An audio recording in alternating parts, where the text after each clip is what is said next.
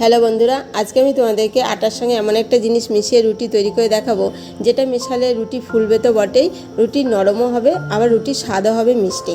আর যারা রুটি তৈরি করতে ভালো পারো না, রুটি পুড়ে যায় এবং রুটি শক্ত হয়, তাদের জন্য আমি রুটি নরম হওয়ার 5টা টিপসও ভিডিওর মাঝে বলে দেবো।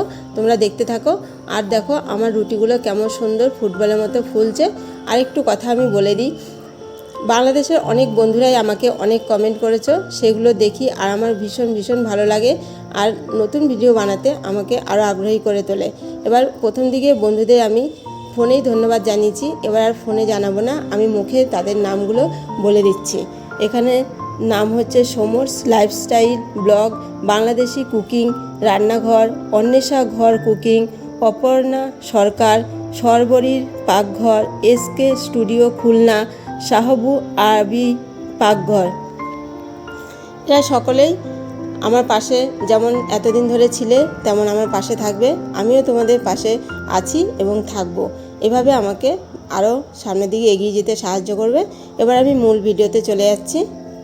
এখানে আমি ফার্স্টে দুটো লাল আলু নিয়েছি। এই লাল আলুটা যদি আটার সঙ্গে মেশানো হয় তাহলে রুটি নরম হয়। এবার দুটো বড় সাইজের লাল আলু আমি সেদ্ধ করে নিয়ে এসেছি। একে লাল আলুও বলতে পারো, আবার মিষ্টি আলুও বলতে পারো। এবার সেদ্ধ করার পর আমি উপরের খোসাটা ছাড়িয়ে নিচ্ছি। এভাবে সম্পূর্ণ ভালোভাবে খোসা ছাড়িয়ে দিতে হবে, না হলে খোসা থাকলে রুটিটা একটু কালচে দেখতে লাগবে। এভাবে সম্পূর্ণ আলুগুলো আমার ছাড়ানো হয়ে গেছে। এবার তোমাদের ঘরে যদি এরকম লাল আলু না থাকে, তোমরা ঘরের গোল আলু দিয়েও এভাবে সেদ্ধ করে ছাড়িয়ে আটার মধ্যে দিতে পারো, তাতেও রুটি নরম হবে। এখানে আমি 500 গ্রাম মতো আটা নিয়েছি। আটাটা কিন্তু তোমরা অবশ্যই চেলে নেবে, চেলে নিয়ে এর খোসাটা বাদ দিয়ে নেবে, তাহলে রুটি নরম হবে। আর এখানে 1 চা চামচ পরিমাণে আমি নুন দিয়ে দিয়েছি। আর এবার সেদ্ধ করা আলুগুলো দিয়ে দিচ্ছি। এবার সেদ্ধ করা আলুগুলো দিয়ে আলুগুলোকে ভালো করে চটকে আমি আটার সঙ্গে ভালো করে মিশিয়ে নেব।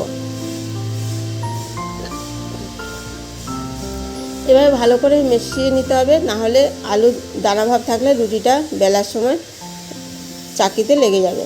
এভাবে ভালো করে মিশিয়ে নিলে আর চাকিতে লাগবে না। এবার মেশানো হয়ে গেছে। আমি এখানে উষ্ণ গরম জল নিয়েছি, একদম উষ্ণ, খুব বেশি গরম না, উষ্ণ গরম জল দিয়ে আমি আটাটাকে ভালো করে মেখে নেব।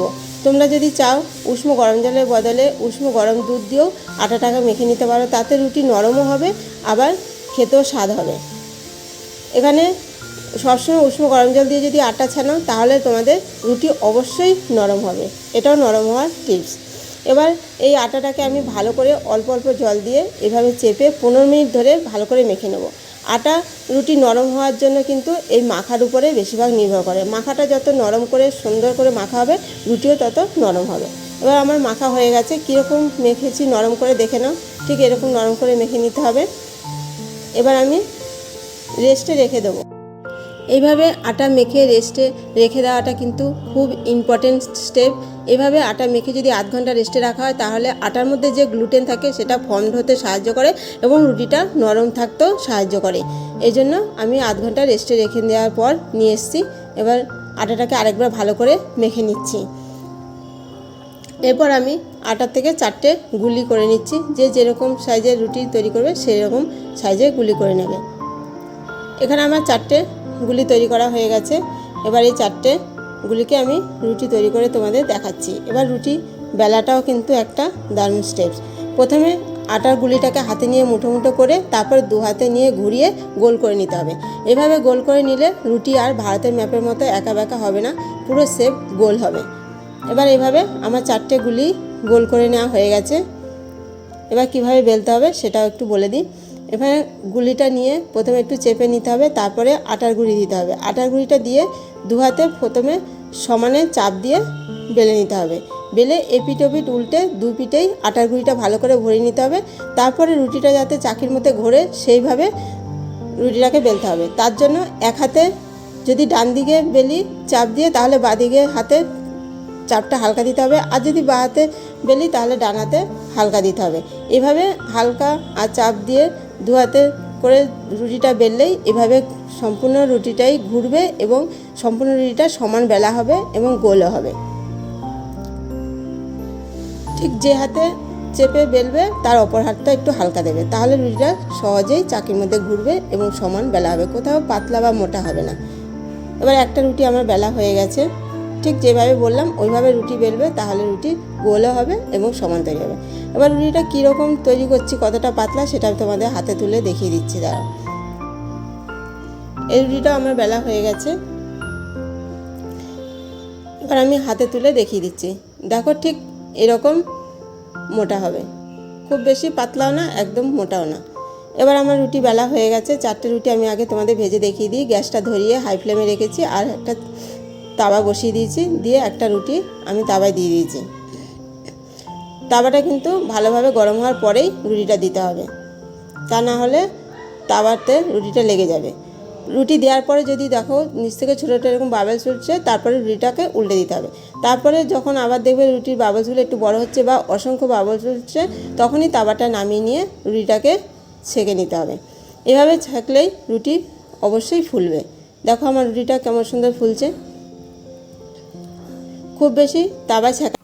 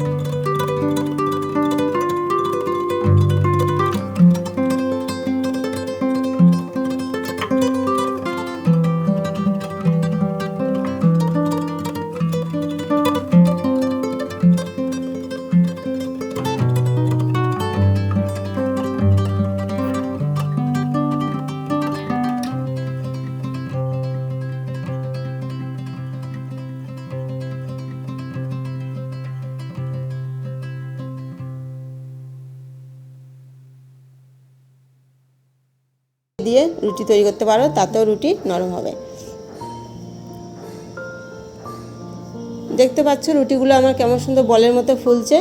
তোমরা আমার মতো এরকম পদ্ধতি ফলো করে রুটি তৈরি করবে, আর এই টিপসগুলোও ফলো করবে, তাহলে রুটি নরম হবে এবং সকালে খেয়ে সুনাম করবে যে রুটিগুলো সত্যি খুব সুন্দর হয়েছে, নরমও হয়েছে। আর আমার মতো পদ্ধতিতে রুটি তৈরি করে খেয়ে আবার আমাকে এরকম কমেন্ট করে জানাবে, এতে আমি খুব খুশি হব। পরের ভিডিওটা আরও ভালো করে তৈরি করার ইচ্ছে রাখবো আমি। এভাবে সম্পূর্ণ রুটিগুলো আমার সেঁকে নেওয়া হয়ে গেছে। দেখে নাও, দেখেছো প্রত্যেকটা রুটি কেমন সুন্দর ফুলেছে আর রুমালের মতো কেমন নরমও হয়েছে, দেখতে পাচ্ছ। এবার রুটিটা ছিঁড়ে আমি দেখিয়ে দিচ্ছি কেমন সুন্দর হয়েছে। ঠিক এরকম আমার প্রত্যেকটা রুটি তৈরি হয়েছে। তোমরা অবশ্যই এভাবে একবার রুটি তৈরি করে খেয়ে দেখবে কেমন সুন্দর মিষ্টি হয়েছে।